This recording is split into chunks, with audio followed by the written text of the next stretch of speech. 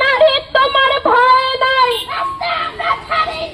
নারী তোমার ভয় নাই, নারী তোমার ভয় নাই, তোমার ভয় নাই।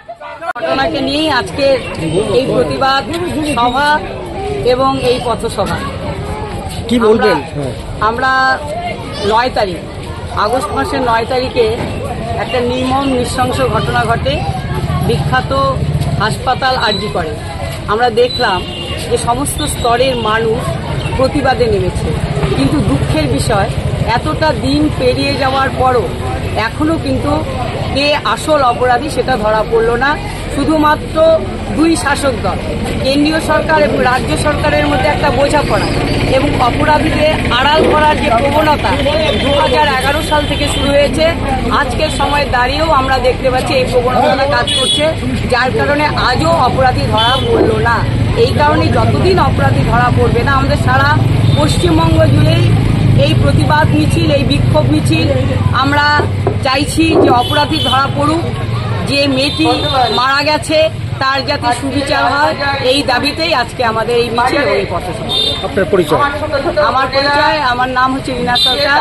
আমি সারা ভারত গণতান্ত্রিক মহিলা শিল্পী জলপাইগুড়ি জেলা কমিটির সম্পাদিকা।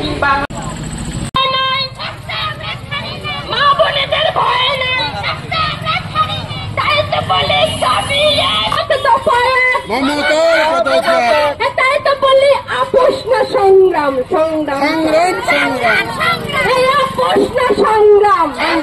সংগ্রাম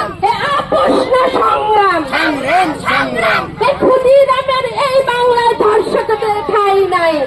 এই অপরাধীর চামড়া, এই স্বৈরাচারের চামড়া, এই শাসকের চামড়া, এই ধর্ষকের চামড়া, এই শাসক লড়াই করে পেয়েছিলা, লড়াই করে পুলিশ কমরেড, এই ঘরে ঘরে চলেছে। পুলিশ দাঁড়িয়ে দাঁড়িয়ে দেখলে হবে, দাঁড়িয়ে দাঁড়িয়ে দেখলে হবে।